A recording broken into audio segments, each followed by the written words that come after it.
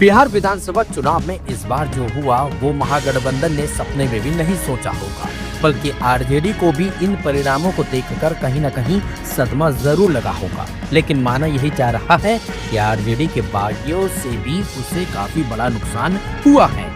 यही वजह है कि बिहार विधानसभा चुनाव में इस बार सबसे ज्यादा चर्चा अगर किसी सीट की थी तो वो थी परिहार विधानसभा सीट। यहाँ की राजनीति में पिछले कुछ सालों से एक नाम लगातार गूंजता रहा है और वो है रितु जायसवाल, जिन्हें इलाके में लोग प्यार से मुखिया दीदी भी कहते हैं। इस बार उन्होंने राजद से टिकट न मिलने के बाद निर्दलीय मैदान में उतरकर माहौल ही बदल दिया था।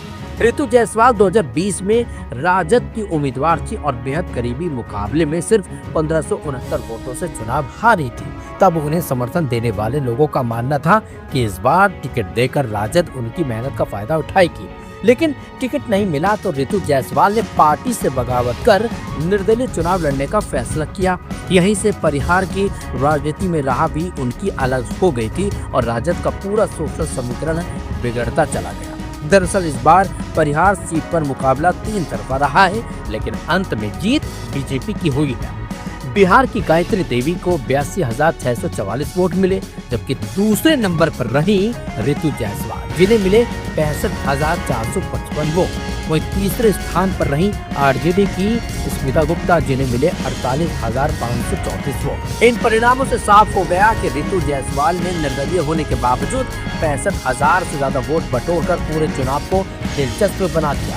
अगर वो राजद की तरफ से लड़ रही होती तो समीकरण शायद बिल्कुल अलग ही हो जाते। वहीं इन परिणामों पर रितु जायसवाल ने एक्स पर एक पोस्ट लिखा और कहीं न कहीं आरजेडी पर कंजूसी कसा। उन्होंने लिखा कि खुद को चाणक्य समझने की भूल में किस तरह जीती हुई सीटें गंवाई जाती हैं, यह बात आरजेडी के सलाहकार से सीखी जा सकती है। परिहार इसका जीता जागता उदाहरण है। कार्यकर्ताओं की भावनाओं और जमीनी वास्तविकता की अनदेखी करके जब परिहार का सिंबल वितरण किया गया था, मैंने तभी कह दिया था कि आरजेडी यहाँ तीसरे नंबर पर रहेगी। चुनाव परिणाम उसी बात को दोहरा रहा है। रितु जायसवाल की लोकप्रियता का अंदाजा इसी बात से लगाया जा सकता है कि पार्टी संगठन के बिना सिर्फ अपनी छवि और कार्यशैली के दम पर उन्होंने बीजेपी को यहाँ पर कड़ी टक्कर दी और राजद के अधिकतर वोट अपने खाते में ही खींचे। चुनाव प्रचार के दौरान वो तेजस्वी यादव और राजद संगठन पर खुलेआम नाराजगी जताती भी रही थी। उनका आरोप था कि टिकट बंटवारे में मेहनत की कीमत नहीं, राजनीति की चमक देखी गई है। चुनाव परिणाम साफ बताते हैं कि रितु जायसवाल को टिकट न देकर राजद ने अपनी ही संभावनाओं को कमजोर कर दिया। राजद उम्मीदवार स्मिता गुप्ता तीसरे स्थान पर रहीं और 48,000 वोटों पर ही सिमट कर रह गई। वह रितु जायसवाल ने अकेले ही राजद का परंपरागत वोट बैंक काफी हद तक अपने पाले में खींची। आपको बता दें, बीजेपी उम्मीदवार गायत्री देवी ने लगातार दूसरी बार जीत दर्ज की है। 2020 में भी उन्होंने रितु जायसवाल को शिकस्त दी थी और इस बार उनका मुकाबला और भी चुनौतीपूर्ण था। लेकिन अगर यहाँ रितु जायसवाल को आरजेडी ने अपने टिकट पर मैदान में उतारा होता तो सीट कहीं न कहीं आरजेडी के ही खाते में जाती। लेकिन जिस तरीके से रितु जायसवाल ने अपना दम दिखाया, आगे अगर वो मैदान में उतरती हैं तो कहीं न कहीं उनको उसका फायदा भी मिल सकता है। देखिए, बेंगलोर, मैसूर, कर्नाटक मेरे लिए वो जगह है जहाँ पर मैं बड़ा हुआ, पढ़ा, सीखा और बहुत अच्छे अनुभव मिले। और उसका परिणाम ये हुआ कि आज हम लोग राजनीति में जो समझ रखते हैं वो मैसूर, कर्नाटक इसलिए है क्योंकि यहाँ पर 12th के बाद जो पढ़ाई हुई, जो ग्रूमिंग हुई, जो नॉलेज मिली, उसका लाभ मुझे आज भी मिल रहा है। क्योंकि ये स्टार्टअप का हब है बेंगलोर। एक ज़माना था कि हमारे साथ जितने भी बच्चे पढ़ते थे वो सॉफ्टवेयर इंजीनियर, बाहर जाने का सिलसिला, भारत से बाहर जाना या उसमें ग्रो हो रहा था ये सेक्टर। तो आज जब हम लोग यहाँ आए हैं, हालांकि कल हम और आप सब लोग मिलेंगे भी, स्टार्टअप को लेकर के विजन इंडिया, नियो इंडिया, उस दिशा में कैसे आगे बढ़ें, इसलिए बेंगलोर से अच्छी जगह और कोई नहीं हो सकती थी। इसलिए शुरुआत की है बेंगलोर में और कल जब यूपी में सरकार बने तो उस दिशा में हम लोग काम करें।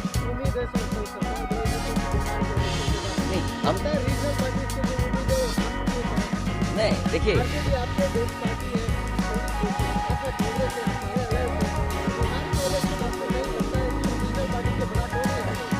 देखिए चुनाव हार जीत और उससे सीख मिलती है। आप पॉपुलर हो सकते हैं, आपको वोट ज्यादा मिलेगा, लेकिन बीजेपी की जो मशीनरी है, बीजेपी का जो काम करने का तरीका है, बीजेपी जिन इश्यूज को लेकर के ग्रास रूट तक जाते हैं। मान लीजिए उन्होंने अब ये कहना शुरू किया है कि महिलाओं ने बहुत उन्हें वोट दिया है, विमेन वोट ज्यादा मिला है उनको, ये तो बताया जा सकता है, लेकिन आप 10,000 रुपए कब तक देंगे? आप सम्मान का जीवन नहीं देना चाहते हैं। अच्छा, उन महिलाओं को आप 10,000 दे रहे हो जिनके पति परिवार के लोग एक साथ नहीं रह सकते हैं। देखिए दुख की बात यह है कि बिहार, यूपी वो स्टेट है जहाँ के सबसे ज्यादा लोग बाहर जाते हैं, वो अपने परिवार को छोड़ के जाते हैं। परिवार के साथ परिवार की तरह रहें, उसके लिए सरकार काम नहीं कर रही है।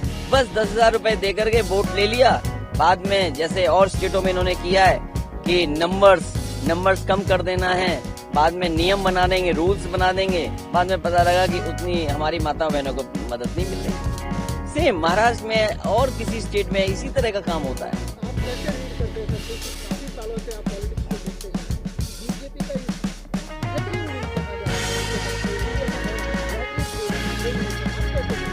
नहीं, इतना सीट जीते हैं 202 डबल सेंचुरी, हजम नहीं हो रहा।